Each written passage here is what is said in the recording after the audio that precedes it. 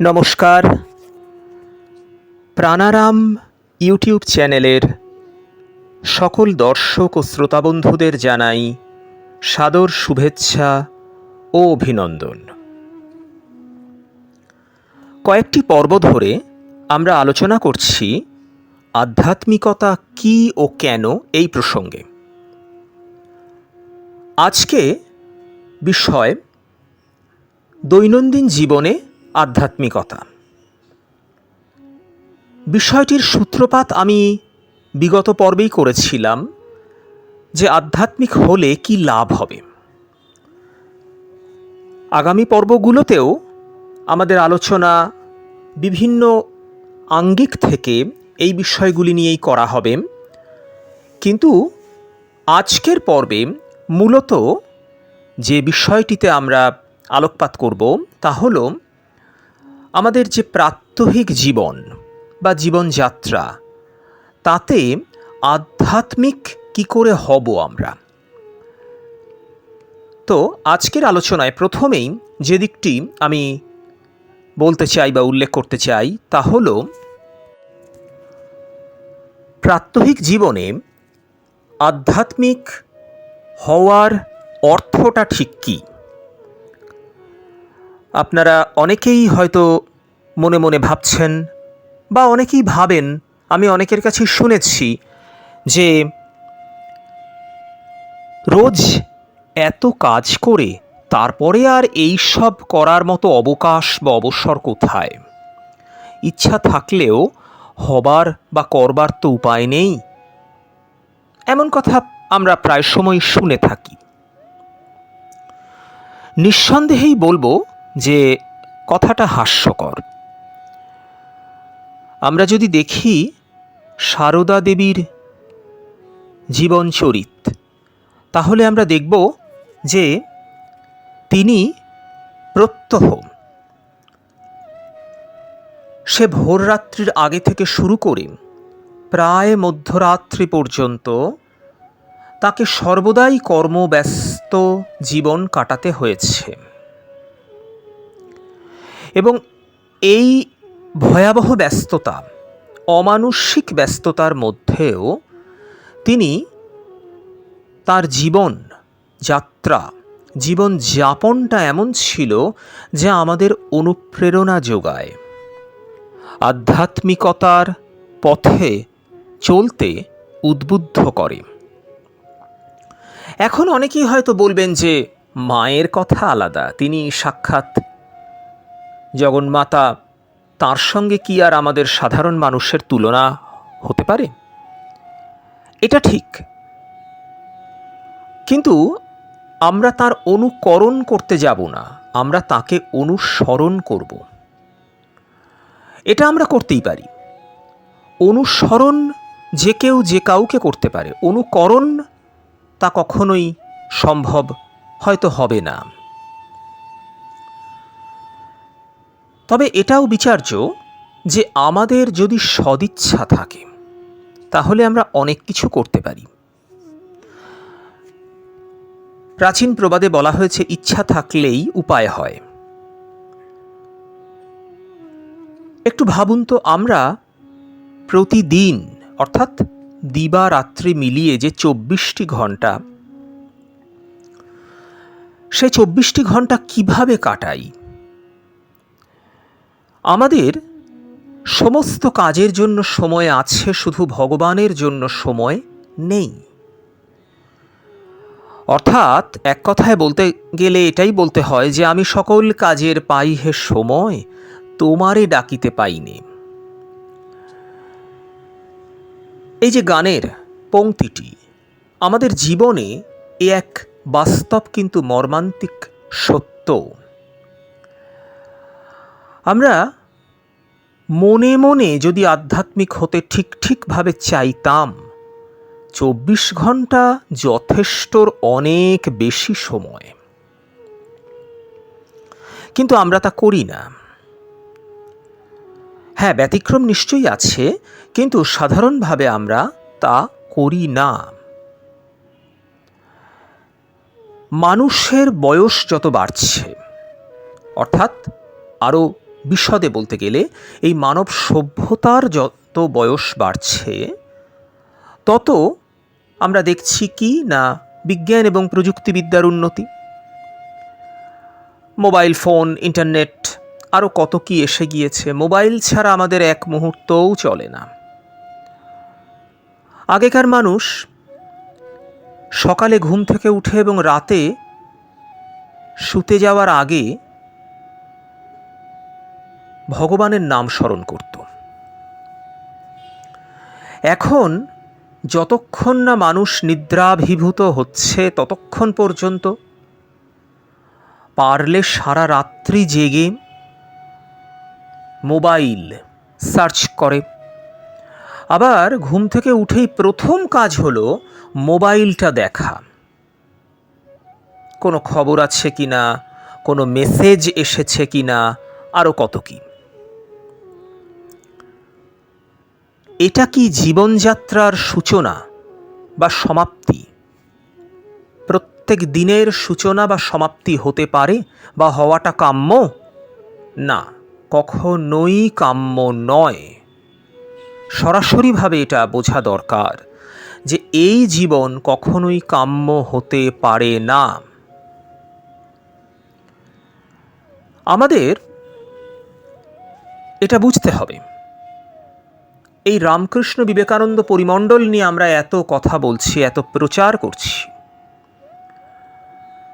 তো শ্রীরামকৃষ্ণদেব স্বয়ং তো বটেই, এবং আরও অনেকে, তাঁর সাক্ষাৎ পার্ষদদের অনেকেই বলেছেন যে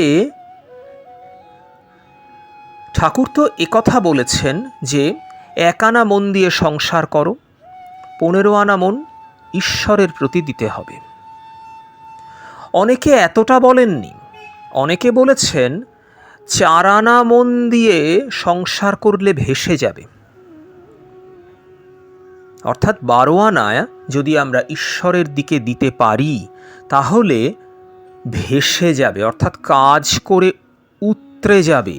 এত কাজ করতে পারবে যে কাজ করে ভেসে যাবে। বাস্তবিকই তাই। আমরা কাজ করি না, আমরা অকাজ করি, অবান্তর চিন্তা করি, অপ্রাসঙ্গিক আলোচনা করি এবং অকাজ কুকাজে আলস্য হেতু নানা রকম মনোরঞ্জনে সময়টা বৃথা নষ্ট করি। এটাই আমাদের দৈনন্দিন জীবনযাত্রা।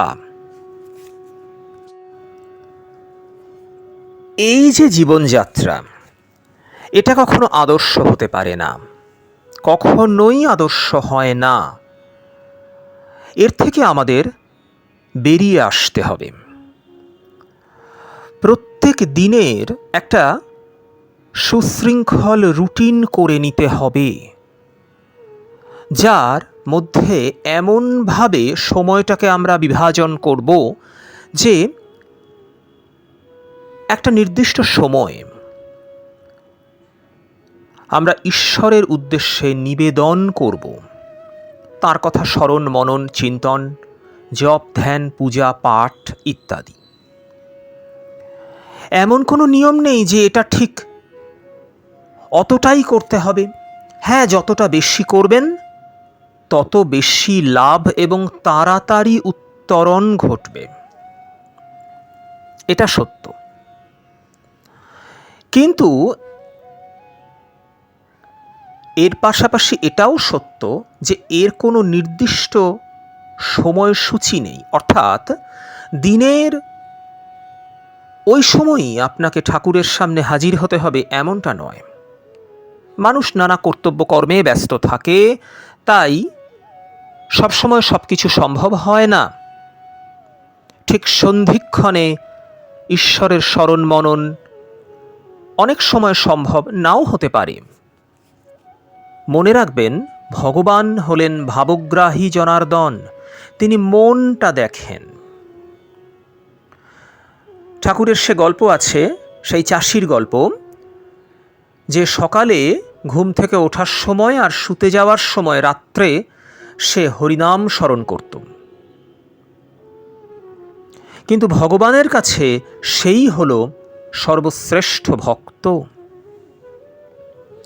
অত বড় সংসার নিয়েও সে তবু 2 বার নির্দিষ্ট সময়ে ভগবানকে স্মরণ করেছে।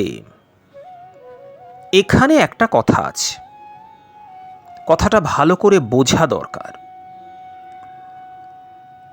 অনেকে ঠাকুরের এই কথাগুলির অপব্যাখ্যা করেন। ঠাকুরের কথামৃত যদি পুঙ্খানুপুঙ্খভাবে অধ্যয়ন করা যায় তাহলে দেখা যাবে যে সেখানে ঠাকুর সংসারীদের প্রতি কিছু শর্তাবলী আরোপ করেছেন। তিনি বলেছেন এক হাতে কর্ম করবার কথা আর এক হাতে ঈশ্বরকে ধরে থাকবার কথা, এবং কর্ম সমাপ্ত হলে 2 হাতেই ঈশ্বরকে ধরতে হবে। এখন অনেকে এটা ভাবেন যে ঠাকুরের এই গল্পে বলেছে অতএব শুতে যাওয়ার সময় আর সকালে উঠে অর্থাৎ শয্যা ত্যাগ করবার সময়ে তখন আমরা 2 বার হরিনাম করে নেব। ঠাকুর তো বলেছেন। ব্যাপারটা এত সহজ বা এত সরলীকরণ করাটা ঠিক নয়। ঠাকুরের এই কাহিনীর অন্তর্নিহিত অর্থ হচ্ছে, যত বড় দায়িত্বই তোমার কাঁধে থাকুক না কেন, তার মধ্যেও তুমি একটি নির্দিষ্ট সময়ে করে নিয়ে, যত অল্প সময়ের জন্যই হোক না কেন, তুমি হরিনাম স্মরণ করো। কারণ তা না হলে মহাপুরুষ মহামানব যুগাবতার এই কথা বলতেন না, এক হাতে কর্ম করবে আর এক হাতে ঈশ্বরকে ধরে থাকবে। তা কখনোই বলতেন না। বলতেন মাঝে মাঝে ঈশ্বরকে ধরবে, আবার মাঝে মাঝে ছেড়ে দেবে, কিন্তু তা তো তিনি বলেননি। মাঝে মাঝে নির্জন বাস, সাধু সঙ্গ, কেঁদে কেঁদে ব্যাকুল হয়ে তাঁর কাছে প্রার্থনা করবার কথা বলেছেন। আমরা সেগুলো মোটেও ফলো করি না। আমাদের ফাঁকিবাজ মানসিকতা, ফাঁকিবাজি করতে মন চায়, তাই সর্বদাই ছলছুতো খুঁজে বেড়াই। ঠাকুর বলেছেন সংসারীদের ঈশ্বর লাভ অবশ্যই হতে পারে, কিন্তু তার জন্য যে শর্তাবলী তিনি আরোপ করেছেন তা আমরা শুনেও শুনি না, কথামৃত পড়েও অনুভব করতে চাই না। আমি বিগত পর্বে আলোচনা করেছি ভারতবর্ষ এবং আধ্যাত্মিকতা প্রসঙ্গে। কিছু টেকনিক্যাল কারণবশত তার সাউন্ড কোয়ালিটিটা একেবারেই যে শোনা যাচ্ছে না তা নয়, কিন্তু একটু সামান্য কোনো ক্ষেত্রে হয়তো একটু আপনাদের অসুবিধা হয়েছে, তার জন্য আমরা সত্যিই দুঃখিত। তবু আপনারা বা আপনাদের কাছে অনুরোধ যে আপনারা একটু কষ্ট করে শোনবার চেষ্টা করবেন। একেবারেই যে অস্পষ্ট তা তো নয়, অনেকেই শুনেছেন, শুনছেন, আমাদের কাছে জানাচ্ছেনও। এর কারণ বিগত পর্বে এই যে ভারতের যে বৈশিষ্ট্য অর্থাৎ ধর্ম, এর মধ্যেই নিহিত আছে ভারতের প্রাণশক্তি, এই বিষয়ে আলোচনা করেছিলাম এবং এটাও বোঝাতে চেষ্টা করেছি যে ধীরে ধীরে ভারতীয়রা কিভাবে এই ধর্ম বর্জিত জীবন বোধের প্রতি বা আদর্শের প্রতি ধীরে ধীরে আকৃষ্ট হয়ে পড়েছে।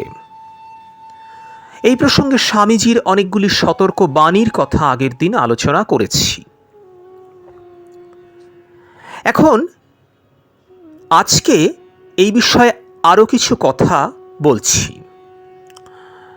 বিষয়টা হচ্ছে, দেখুন, একটা কথা আছে যে 1 ঘন্টা ঠিক ঠিক জপ ধ্যান করতে হলে বা ঈশ্বর চিন্তা করতে হলে তার আগে 23 ঘন্টার একটা প্রিপারেশন দরকার হয়।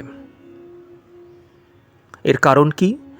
এর কারণ লক্ষ্য করে দেখবেন, যতক্ষণ আপনি সাধারণভাবে কোনো সূক্ষ্ম চিন্তন, ঈশ্বরের চিন্তন, মনন, জপ ধ্যান ইত্যাদি করছেন না, ততক্ষণ পর্যন্ত আপনার মনে তেমন কোনো কুচিন্তা হয়তো নাও আসতে পারে, আসতেও পারে বা হয়তো নাও আসতে পারে।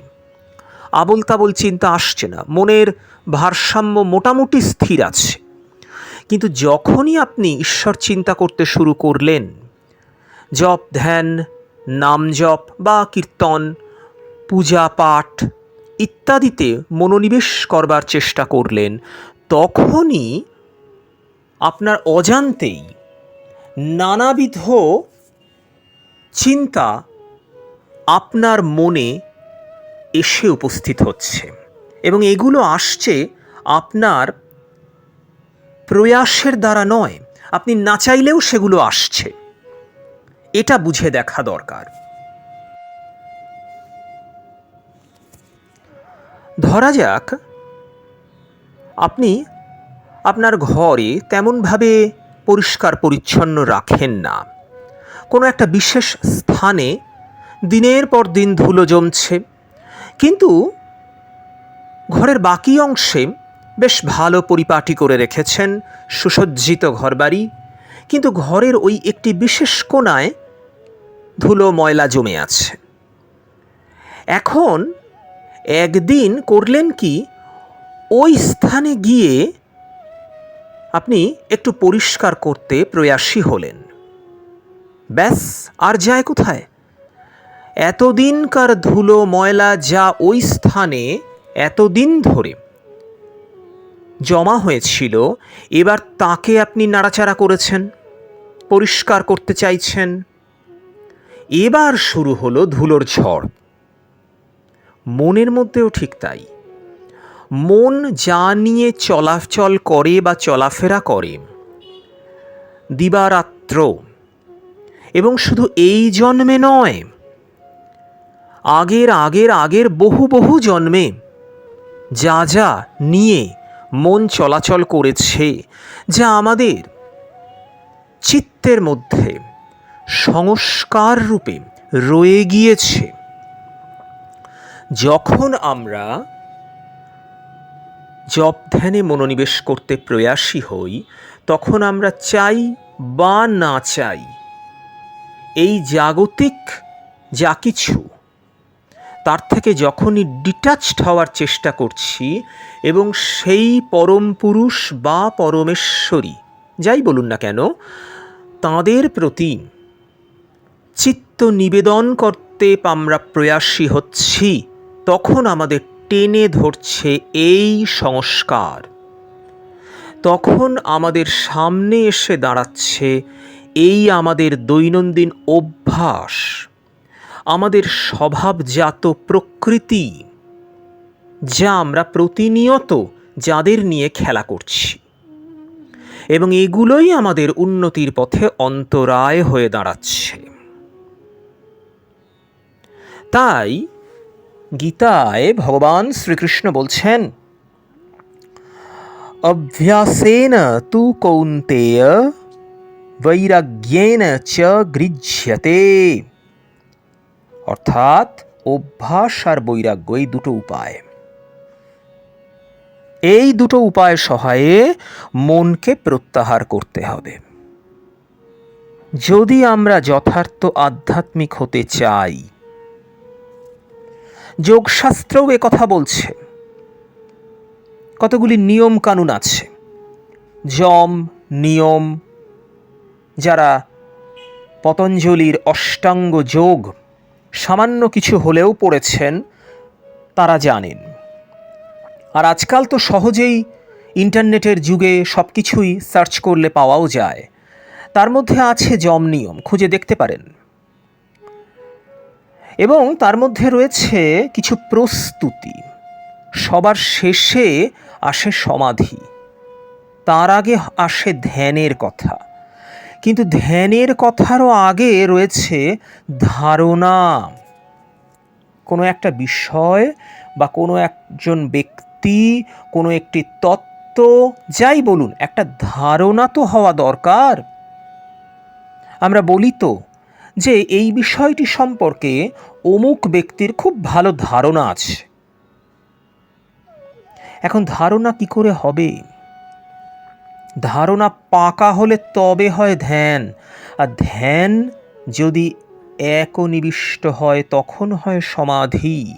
সে তো বহু বহু দূরের কথা। এখন ধারণা কি করে হবে?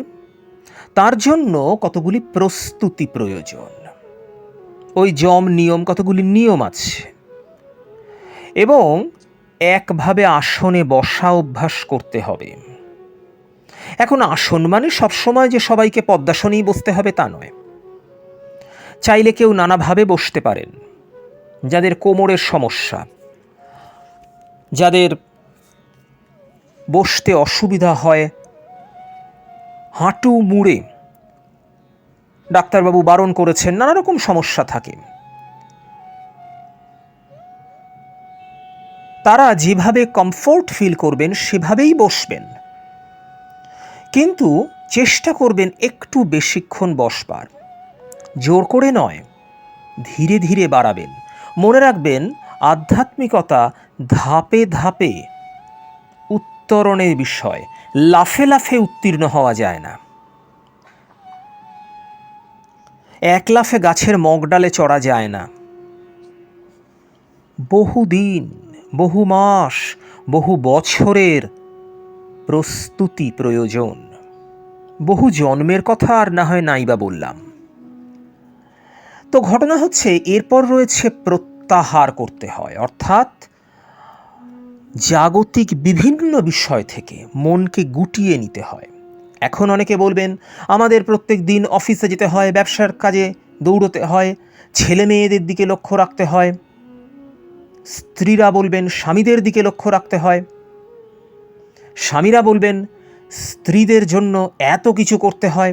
পিতামাতা বলবেন সন্তানের জন্য, সন্তান বলবেন পিতামাতার জন্য, আরও কত কি। ওই যে কথা বলছিলাম, সব কাজের সময় আছে, কিন্তু ভগবানের জন্য সময় তো নেই। কোনো মতে এটুকু করেছি ঠাকুর, এই একবার কোনো মতে হাত ঘুরিয়েছি ধূপটা, এই প্রদীপটা কতক্ষণে উঠব, এই ভাবনা মনের মধ্যে তখনও চাগার দিচ্ছে। গুরুদেব বলে দিয়েছেন 108 বার মন্ত্র জপ। প্রথমে শুরু করেছিলাম যখন মন্ত্র জপ, তখন গরুর গাড়ির স্পিডে শুরু করেছিলাম, কিন্তু যখন 108-এ পৌঁছলাম না, তখন একেবারে মিসাইলের স্পিডে বা রকেটের স্পিডে ছুটছি। এমন করে আমরা মন্ত্র জপ করি। 108 কেন, 1,00,008ও করে ফেলতে পারি এমন করলে। কিন্তু এটা কোনো কাজের কথা নয়। মনটা পড়ে আছে, তো কতক্ষণে শেষ করব আর উঠে যাব? ট্রেন ফেল হয়ে যাবে, বাস ফেল হয়ে যাবে, ডিএ পাবো কিনা, নানা রকম বিষয়ে মন পড়ে রয়েছে। মনটাকে ঘোরালেই নম হয়ে যায়, আর নর্তকী উল্টালেই কীর্তন হয়ে যায়। আপনাদের সকলেরই নিশ্চয়ই জানা আছে শ্রীরামকৃষ্ণদেবের সে কাহিনী। রানী রাসমণি স্বয়ং কালীঘরে বসে মামলার চিন্তা করছিলেন, ঠাকুর তাকে এক চপেটাঘাত করলেন। এখানেও ওই চিন্তা। এই ঘটনার মাধ্যমে তিনি আমাদের মতো বদ্ধ জীবদের শিক্ষা দিয়েছিলেন, মন আর মুখ এক হও, তবেই আধ্যাত্মিক হতে পারবে, নচেত নয়। কথাটা হলো যে ছাড়তে হবে বা ত্যাগ স্বীকার করতে হবে। ত্যাগের ভিত্তির উপরে প্রতিষ্ঠিত হয়ে তারপর ভোগ করো, এটাই হিন্দু ধর্মের নির্দেশ। বেদ বেদান্তের যুগ থেকে মুনি ঋষিরা এই আদর্শকেই প্রচার করতে চেয়েছিলেন। ঈশ্বর কখনো বলেন না যে ভোগ করো না, বা সবাই সাধু সন্ত হয়ে যাও, গেরুয়াধারী হয়ে হিমালয়ে যাও, বা পাহাড়ে জঙ্গলের গিরিগুহায় গিয়ে ধ্যান করো, না, তা বলেন না। তাহলে গীতার উদ্ভব যুদ্ধের পটভূমিকায় হতো না, কোনো এক তপবনে হতো। অমন ভয়াবহ পরিস্থিতিতে গীতার উদ্ভব, অর্থাৎ আধ্যাত্মিক চেতনা সম্পন্ন হয়ে, অধ্যাত্মবোধে জাগ্রত হয়ে যাবতীয় কর্তব্য কর্ম সম্পাদন করো। ধ্যান জপ কিভাবে সম্ভব হয়? কেন মনে শান্তি পাওয়া যায় না? কেন আনন্দ জাগে না? তার কারণ মুখে বলি হরি, কাজে অন্য করি। মনে মনে কথামৃত মুখস্থ করে ফেলেছি, কিন্তু জীবনে প্রতিফলন শূন্য নয়, মাইনাস, শূন্যরও নিচে, মাইনাস। মুখে বলি ঠাকুর তুমি আমার সর্বস্ব, কিন্তু মনে মনে জানি বিষয় বাসনা সেগুলোই আমার সর্বস্ব। যদি আমাদের মনের মতো কোনো ফল লাভ হয়, গদগদ কণ্ঠে ঠাকুরের নাম গান করি, যখনই হলো নাম তখন যেন কেমন একটা মন হয়ে যায়। মনের মধ্যে আসলে এত অঙ্কট বঙ্কট হয়ে আছে, এত মলিনতা জমে আছে, আগে সেগুলোকে দূর করতে হবে। আমাদের প্রতিদিনের জীবনটাকে খোলনলছে পাল্টে ফেলতে হবে। আমরাই বুঝতে পারি যে আমরা কোন কোন মানুষের সান্নিধ্যে গেলে আমাদের অস্বস্তি হয়, তাদেরকে আমরা এড়িয়ে চলব। যদি সম্ভব না হয়, সবসময় তো সম্ভব নাও হতে পারে এড়িয়ে চলা, তখন আমরা যথাসম্ভব এড়িয়ে চলব। অথবা আমরা নিজেদের মনটাকে দুটো অংশে ভাগ করে নেব। একটা হলো অভিভাবক মন, আর একটা হলো অভিভাবকের অধীনস্থ সন্তান বা সন্ততি মন। যেমন হয়ে থাকে, পিতামাতা যেমন সন্তান বা সন্ততিকে শাসন করেন তাদের ভালোর জন্য, ঠিক তেমনি এখন অভিভাবক মন বলে দেবে যে না, তুমি ওভাবে কথা বলো না, তুমি ওই চিন্তা করো না, কারণ তাহলে তোমার মনের ভারসাম্য, তোমার মনের শান্তি আনন্দ নষ্ট হবে। ও লোকটা খারাপ তুমি তো জানো, তাকে এড়িয়ে যাওয়ার উপায় তোমার নেই। হয়তো এটা সংসারে হতে পারে, কর্মস্থলে হতে পারে, রাস্তায় ঘাটে হাটে বাজারে হতে পারে। এড়িয়ে যখন যাওয়া যাবে না, তাদের সঙ্গে কাজ তো আমাদের করতেই হবে। আর আমরাও পারবো না হিমালয়ে গিয়ে থাকতে। তাহলে উপায় কি? তুলসীদাসজি বলে দিয়েছেন, सबसे रसिए सबसे बसिए सबसे कीजिए काम, हाजी हाजी करते रहिए बैठा अपना ठाम। সবার সঙ্গে বসে রসে বসে থেকে সবার সঙ্গে কাজ করুন, মিলেমিশে থাকুন। ঠিক কথা, ঠিক কথা। হাজি হাজি করতে রহিয়ে বৈঠা আপনা ঠাম। নিজেরটা স্থির থাকবেন, নিজের আদর্শে অটল থাকবেন। মনে মনে জানবেন লোকটা খারাপ, তার সঙ্গে মাখামাখি করবেন না, মেলামেশা করবেন না, কিন্তু যতটুকু ততটুকুই। যেখানে যেমন সেখানে তেমন, যখন যেমন তখন তেমন, আর যাহাকে যেমন তাহাকে তেমন। এ বড় সার সত্য। আমাদের এই আলোচনা আগামী পর্বেও চলবে, কিভাবে আমরা আধ্যাত্মিক হব। আজকের মতো আলোচনা এখানেই শেষ করব। তার আগে আরও একটি কথাই বলবো, সেটি হচ্ছে আজকের পর্ব শেষ করবার আগে একটা ছোট গল্প বলি। এক লোভী বানরের গল্প। হয়তো অনেকেই শুনেছেন, তবু যারা শোনেননি তাদের জন্য আরও একবার বলছি। গল্পটা অনেকভাবে বিভিন্ন জায়গায় পাওয়া গেছে। কোথাও বলা হয়েছে যে একটা কলসির মধ্যে লোভী বানর, কলসিটার মধ্যে একটা লাড্ডু রাখা ছিল, তা বানরটা সেটার মধ্যে হাত ঢুকিয়ে দিয়েছে। আবার কোথাও বলা হয়েছে যে লোভী বানরের জন্য এক জায়গায় গৃহস্থ ফাঁদ পেতে রেখেছিল একটু খাবার দিয়ে, সেখানে খাবারের লোভে হাত বাড়াতে গিয়ে বানর আটকে গেছে। তো আমি কলসির কথাটাই বলছি। এখন বানরটা কলসির মধ্যে হাত ঢুকিয়েছে লাড্ডুর লোভে, হাত তো গেছে আটকিয়ে। হাত আর লাড্ডু দুটো একসঙ্গে বেরোচ্ছে না, যতই নাড়ানাড়ি করছে কিছুতেই বেরোচ্ছে না।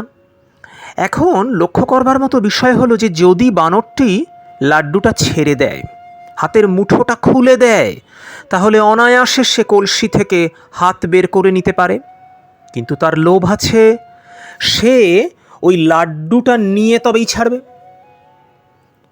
আর কোনোভাবেই সে মুঠোও খুলছে না, এদিকে মুষ্টিবদ্ধ হাত কলসি থেকে বের করতেও পারছে না।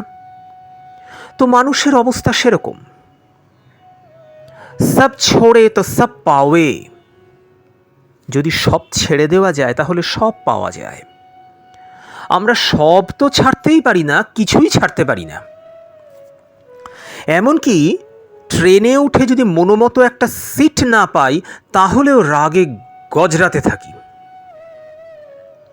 সিট নিয়ে সামান্য সহযাত্রীর সঙ্গে কথা কাটাকাটি, হাতাহাতি পর্যন্ত লেগে যায়। সব ছেড়ে দেওয়া তো অনেক দূরের কথা, রান্নায় সামান্য নুন কম বেশি হলে ফাটাফাটি করিয়ে ফেলি। এগুলো আমাদের দৈনন্দিন জীবনের উদাহরণ মাত্র। তাই আমাদের বুঝতে হবে যে আধ্যাত্মিকতার প্রথম সোপান হচ্ছে ত্যাগ স্বীকার। স্বামীজি বলছেন, ত্যাগ যার, সে অনেক কিছু ছেড়ে দিয়েও মনে শান্তি পায়। ত্যাগ ত্যাগ ত্যাগ, ত্যাগ ভিন্ন এই গভীর জীবন সমস্যার রহস্যভেদ সমাধান আর কিছুতেই হইবার নয়। এই ত্যাগ, এই বিষয়ে আগামী পর্বে আবার আলোচনা করব। সকলে খুব ভালো থাকুন, ভালো রাখুন সবাইকে।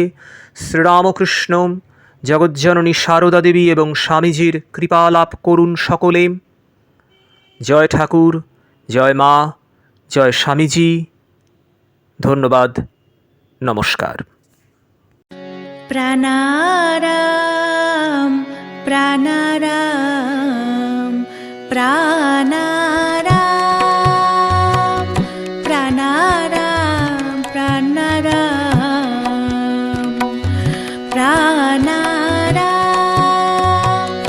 কি যেন লুকানো নামে তাই মিষ্ট এত তব নাম প্রাণারাম প্রাণারাম।